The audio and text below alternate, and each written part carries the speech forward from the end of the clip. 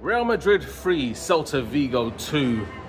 And honestly, I don't know what happened towards the end of the match. That was absolutely a shambles. Aspas cooking us in literally less than 10 minutes. The pass that he gave, honestly, was absolutely sensational. Then that little back flick. But I'm actually baffled by how we were 3-0 up and we managed to concede 2 really quick fire goals. Was it Ancelotti's changes? Was it Ramon who came on and really just made our defense look weak? That's what it was. I'm currently in Shenzhen Airport and I'm actually screaming at the team. People looking at me because I look like an absolute nutter heading on my way to Vietnam. And we are actually literally just a shambles of a defensive unit again. 3-0, and it's impossible for us to have a comfortable victory at any point in La Liga. At any point, we're always holding onto our chair, holding onto our seat, holding onto everything. But bar that, let me tell you something. Arda Guler, what a fantastic player this kid is. That first goal he scored, that left-footed absolute whippers into the top left-hand corner was sensational. Literally broke the deadlock, and we then just rolled on and steamrolled them, obviously, until the last 2 goals went in. But Mbappe also, absolutely incredible player today. And the way he took his first goal, the way he just basically made the run for Arda Guler to pick out. And that's the kind of passing I want to see. I don't want to see passing that's actually, the usual sideways, backwards. This is the kind of passing I want to see. The passing has to be direct and it has to be into feet. And Mbappe is going to be making those runs, and we need players that are actually going to see those runs in the future. If Alonso's going to come in and we have the opportunity to maintain ball possession continuously throughout the match, when we want a direct, incisive pass, we need players like Arda Guler to do that. And that's the whole point. So we are such a shambles of a team when we actually have a comfortable lead and then we stink it out completely towards the end. Honestly, Vasquez on the line should have cleared that. He should have cleared that. That first goal that they scored, Celta Vigo, Vasquez should have cleared that. What was he actually doing? This is the kind of bozo mistakes that I do not want to see from our right back. A player that's literally on the line to defend anything that comes into the box, whether it be a short, long pass, a whip into the box, anything at all. Yeah, this is the reason we have people on the near and far post.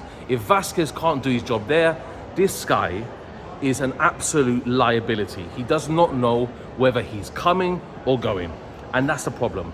So we have literally a major problem with our team. And the major problem is defense. We can see that. We were comfortable until Ancelotti decides to go and literally change up the whole defensive structure, put Jacobo Ramon on, and this is a problem. It's a problem. Why are we doing this to ourselves? What is the purpose? Why are we literally like heart in our mouths? Like literally just waiting to see if anything's going to happen from Celta Vigo. It's a problem. It's a problem. And I don't want to scream too much here because obviously we've got people waiting for planes. Everybody's tired. I'm tired as well, mate. I had a 12-hour flight from London to Shenzhen, bruv. A 12-hour flight. I got off. I'm like, okay, let me watch the Real Madrid match. Hopefully it's going to be a good match. Celta Vigo. Guess what? 3 goals go in. Great match. 2 goals go in from them. Hey, sticky. Really sticky. And it's a continuous theme for Real Madrid. Why can't we comfortably beat a team anymore? What is it about us? We're playing at home. We should be able to maintain a 3-goal lead comfortably. That's it. So for me, obviously we're going to have many more matches coming up, obviously including that El Clasico game as well against Barcelona. That is going to be the do or die for La Liga.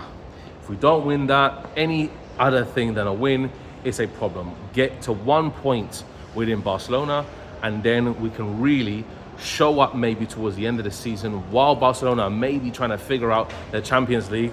Who knows, guys? Who knows? Because they may have other things on their mind. But we should be able to hold on within touching distance. We should be, with the matches coming up. We should be.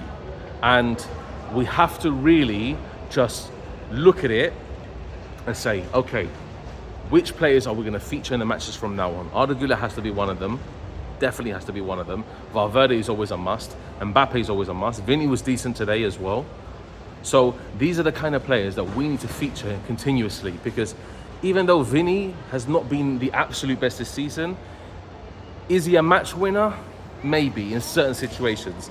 Can he literally do his thing, as we would say, obviously like Vinny last year on some occasions, and create a chance here, do whatever here? That's what Vinny provides. He is the unpredictable. That's what Vinny is. Same as Mbappe. Mbappe is unpredictable. Like today, he scored 2 goals, really well taken goals as well. So I think when you have that link-up play and you have natural creators who can see runs, who can have the vision to directly pass to others, that is where Mbappe thrives. When you have a creator like ARDA GULER, when you have, obviously, Brahim Diaz didn't really do too well today, personally, but for the whole team, yeah, it was a decent performance until the 2 goals. And then we were literally just hanging on for dear life. We caught life, absolutely. So I don't know what is the purpose of our defense at this point at times. We don't know what we're doing. We don't know how organized we are. We don't know what we need to do at that moment to get the win. Today we did in some essence, but I'd rather be 3-0 than 3-2. Let's be honest. That is it. So there's always an issue with Real Madrid, and Ancelotti is probably the main cause of it, like making daft substitutions. Like, we want to hold on to this lead, but Real Madrid can never hold on to a lead, essentially. We're always frail at the back. We're always lacking something. We're lacking that determination factor where we go, okay, 3-0, this is Real Madrid. We'll just pepper this team like 4, 5, 6 goals. Where has that Real Madrid gone? Where has it gone? It's non-existent. And that is also a major problem. We have not, this part of the season, really just killed teams. We haven't killed a team. It's a major thing that I used to watch Real Madrid and I used to see us absolutely destroy teams. Yes, LaLiga's got better. Yes, teams like Celta Vigo have got better, like today, for example. But when you're getting cooked in the passing lanes by someone like Aspas, hey, it's worrying. It's really worrying. We need a defensive manager a manager who knows how to organize his defense wisely. If we can do that, if Alonso can do that, then do you know what? Good luck to him. But with these kind of crop of players, I don't think it is good luck. And yeah, maybe I would have been a bit harsh on Rudiger. We do miss him in those kind of instances where we say, okay, Rudiger, but Rudiger's strapped up. He's been strapped up most of the season because there's no one else who can provide that solid backline play, who can provide that solid defensive, literally like a statue there, waiting to deter anything from the opposition. That's what Rudiger provides. So for me, the team, it lacks a lot, and we really need to show up against Barcelona in the upcoming El Clasico. I'm going to be in Vietnam for that. I'm probably going to do a watch along for that. So there's so many, honestly, I'm going to be on our holidays, quite literally, and doing a watch along for this match against Barcelona, which is going to be absolutely,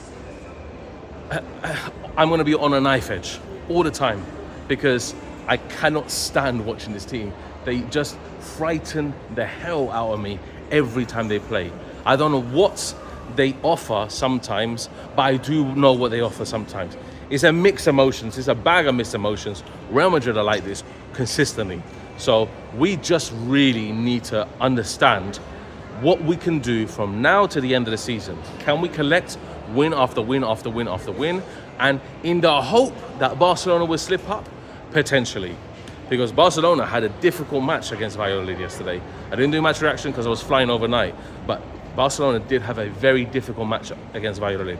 So let's just see what it takes us, guys. Honestly, bye from Shenzhen, honestly. I'm heading off to Vietnam. I'm going to enjoy myself a little bit. And I will be bringing content every day, guys. Don't worry about it. Content every day. Yeah, I want to do vlogs in Vietnam, which is probably going to be a side project of mine. But the main thing is football. Because LaLiga, towards the end of the season, is the business end of the season. And yeah, it's going to be a sticky one. Take care, guys. Have a good day, and we'll see you next time. Take care.